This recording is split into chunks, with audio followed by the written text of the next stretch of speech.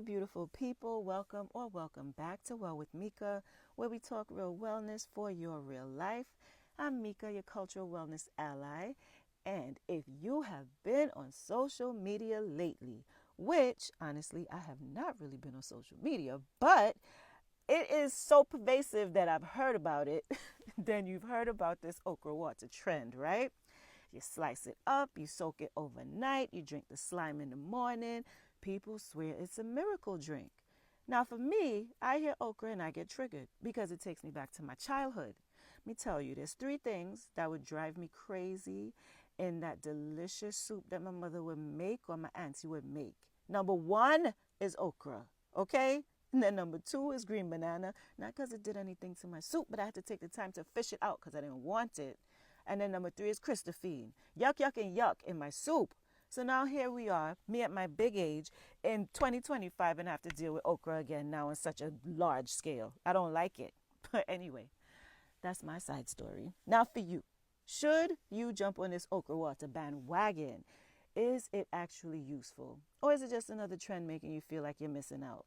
So now here's the truth. Okra itself has real benefits. But okra water, it's not magic, and you definitely don't need to feel pressured to add this to your morning routine. So we're going to talk about what you're actually getting, what the science shows, and whether there are easier or different ways that you can get the same results. So okra contains both soluble and insoluble fiber.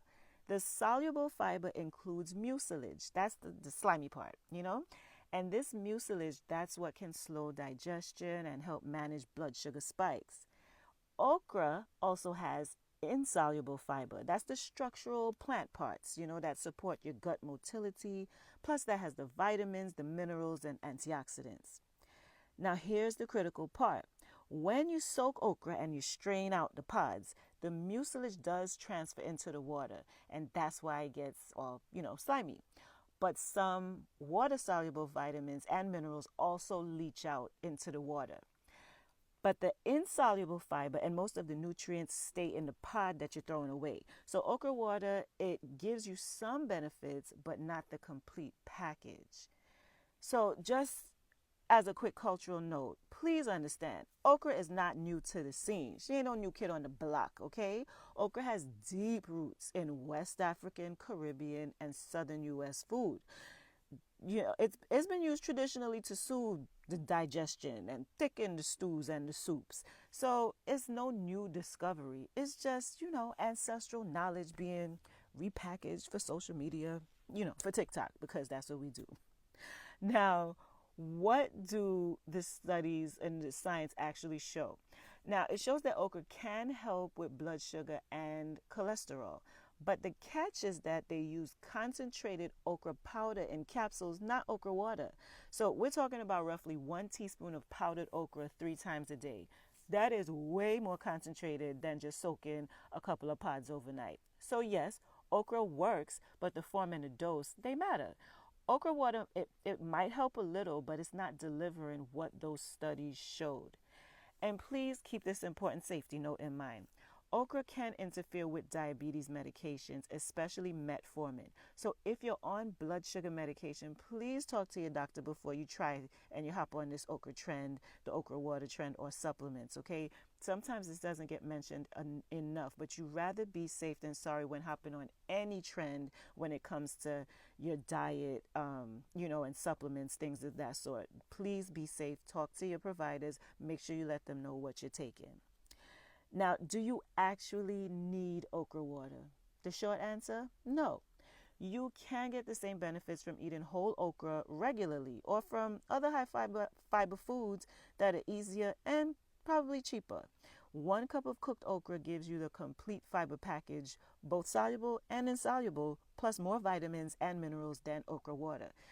Even if, because I would have thought that the whole cooking process will just, kill a good amount of the nutrition in it. But no, even if cooking reduces some vitamins, you're still getting way more than from the water that you've thrown the pod away in. You know what I mean? Like you have the pod soaking, and yes, you do get some, but the amount of leaching that you get and the mucilage in there I mean, you can get way more from eating the whole thing. And if you need to preserve as much as possible, steam it, saute it to preserve the nutrients, or cook it in the soups where you taking in everything. Nothing gets wasted in that, in that instance. So let's talk about the reality. Fresh okra, it is not always cheap either, and it's not always easy to find. Then you're prepping it nightly and hoping you remember to drink it. Meanwhile, you got dried beans, you have oats, even psyllium husks, which are shelf stable, cost less, and they have decades of research backing them up too. So I'm just giving you options. But keep in mind, if okra water helps you drink more water or gets you thinking about your health, those behavioral wins matter. So consider what's actually sustainable for your real life and your real budget. That is the point. And what are other alternatives? As I mentioned, eat the whole okra, cook it in stews and gumbo, roast it, grill it, steam it. Then you get everything that the okra has to offer. There are other fiber-rich foods. You can eat beans, you can eat oats, you can eat lentils, chia seeds. Those are all proven to help with blood sugar and cholesterol. Then you have your psyllium husk. They're standardized soluble fiber, and they got solid research. Just add it to some water to your smoothies and drink it. Then, of course, there are the basics: regular movement, your balanced meals, good sleep. I mean, I know they don't sound trendy, they're not sexy, but they work, right? But like I mentioned, we can't negate or ignore that there is the gateway habit angle, right? So the positive spin on this is that if okra water gets you paying attention, as I mentioned, to your blood sugar or eating more veggies overall, then it did serve its purpose. Sometimes the trends, they can spark curiosity that leads to real change. The question is, are you using it as a gateway to better habits, or are you just adding another should to your routine? We're trying to make this simple, not just keep piling on new things for you to do. So if you didn't grow up eating it, if it's something you can't stand, if you know you're not going to stick with it, try other ways, and I'm not saying don't try it at all, but just be honest with yourself, be real with yourself. Don't stress yourself out thinking you have to try this. This is the only way. No, you have options, boo. You have options. So mix it up. You don't have to choose. You don't need just one approach either. Maybe you can drink the okra a few times, a few mornings when you just want something quick. Soak it, drink it, right? Or you could just cook the whole thing when you have time. The key is just getting it into your routine in whatever way works for you. Just know that eating the whole pot gives you the complete benefits, and that, variety keeps things realistic, sustainable, interesting, okay? Now, if you still want to try it, use it as a habit booster, not a cure. So what's the recipe? You slice 1 or 2 medium okra pods. You put them in 12 to 16 ounces of water. More water extracts more nutrients. So if you want to add more, there you go. Refrigerate overnight, 8 to 12 hours, and you drink it in the morning. You can eat the softened pods too for maximum benefit. Or start small, definitely. See how your body responds, and then space it out from your medications. Don't drink it with diabetes meds, and please talk to your doctor first. So my real, keeping it real with you take is that yes, okra is 1000% legit, full of beneficial fiber and compounds, but don't think that okra water is magic, all right? The benefits people want come from consistent habits, from eating the fiber-rich whole foods, moving regularly, managing stress, sleeping well. I mean, those, kind of boring, unsexy, proven moves actually work. And if okra water helps you build healthier habits, great. But don't let social media make you feel like you're failing if you're not drinking slime every morning.